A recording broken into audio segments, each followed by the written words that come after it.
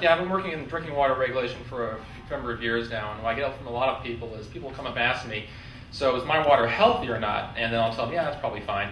And then they get angry at me because they go, no, my water is poisonous. I know it's been poisonous, and you're lying to me, you rat bastard, because I read in the newspaper last week that, that my water is terrible for me, and there's something in the news almost all the time telling you that somewhere, somehow, the water has gone terribly wrong, and that you're going to die either tomorrow or next week, or most likely in 50 to 60 years, which, we're all going to die in 50 to 60 years, but that's not really their concern. They just want you to buy that paper to tell you what new thing will kill you.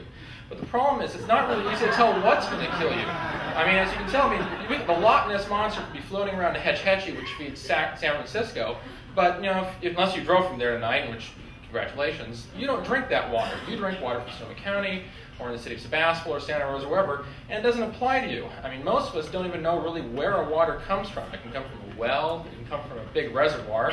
I've seen it come from streams, I've seen people drinking out of ditches, and it's disgusting.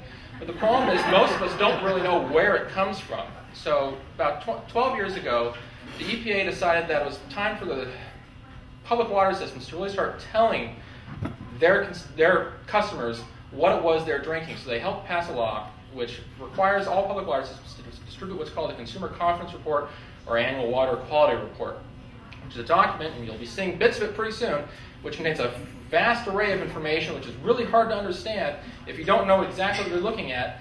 And I'm hoping tonight I can actually make it a little bit easier for you to understand. Now, ideally, when you get one of these in the mail, because it will come in the mail and ideally into your water bill eventually, it'll look something like this. It'll be nice and colorful with some sort of regional painting and a nice narrative on the side telling you about how your water is not going to kill you yet. But, it's okay, because these are one of the mild things that are going to kill you.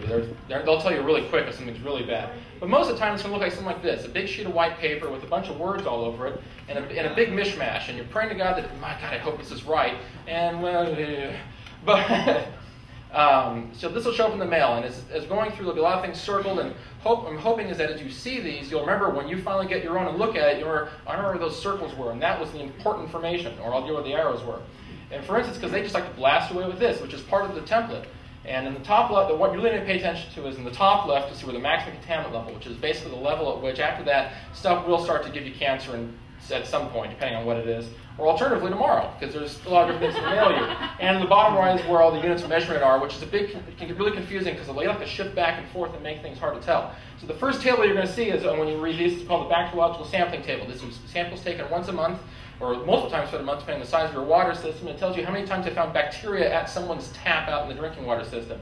Now, what you want to see all these times on most tables is a bunch of zeros. Zeros are good, but even a one's not terrible. The next table you're going to get to really fast is what's called lead and copper. This is a measure of corrosion in the drinking water system. And when the water is corrosive, it tends to bleed off either copper or lead from joints.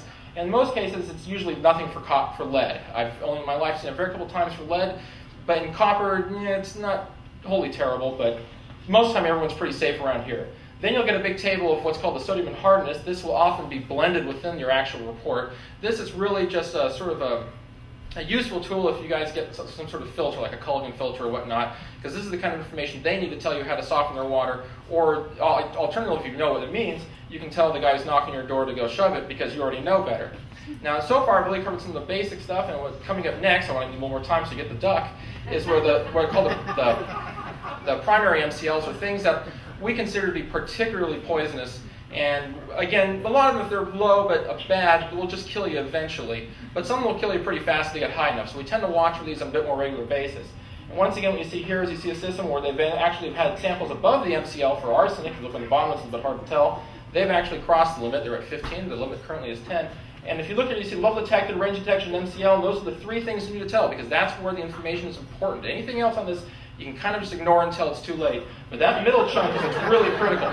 Then you get to another table right after that, because we like to just cram numbers at you. And this is what's called the secondary drinking water standards. These are things that are basically aesthetic issues, like taste and odor. Or if you live around here, you probably experience this iron and manganese, which will stain your clothes or make the water look black or red. And it's just kind of unpleasant, although it really won't kill you, we think. Finally, you get illicit contaminants, what are called the unregulated contaminants. These are things that either the state or the feds have decided to make public water systems sample for, but we're not really telling you why, except we think it's kind of important maybe, and then maybe one day down the road we'll find out that we actually need to pass a law about it. But we decided in the meantime, at least it's in one place, let's just tell everyone, because why not? Now, after all of this, you'll get to the final page where at the top of the page, the water system should be telling you exactly how naughty they were over the past year, at least for minor things. The bigger things they ideally should have told you much sooner, possibly over the radio. And then in certain cases, if you're getting water out of drinking wells, you get a list of how contaminated your well was. Although for almost everyone in the couple nearby counties, they're already treating the water, so it's not that bad. It's just kind of nice to know. Now, after all of this, I know you've got to be wondering, God, I need my own numbers. Where do I get my numbers? And the answer is it should be coming in your mail sometime between the months of June and August. It'll be including your water bill, or for instance, if you work in a business park where they have their own water supply, someone should be posting it around there and letting people know, or on an internet website. There's many ways, and failing all of that, you can always contact the state or the county or someone, and they'll redirect you before you can finally get a copy. And and you just stare at it. Now, once again, at this point, if you didn't understand anything I just said, you can always contact your local municipality, whoever provides your water. Once they get in the state, even though we don't want it, and they'll tell you they can run down all the numbers that are there, because there's a lot of information. A lot of times it kind of comes across as confusing, and sometimes they might not have done it right. Now, granted, all this stuff sounded really scary, and I'm really sorry to make you all nervous about drinking the water you're probably drinking right now, and the beer's full of it. But anyway, I just want to make sure that you understand that by and large, your tap water is safe. A lot of people put a lot of effort into making sure that drinking water throughout the state and all the areas is really safe.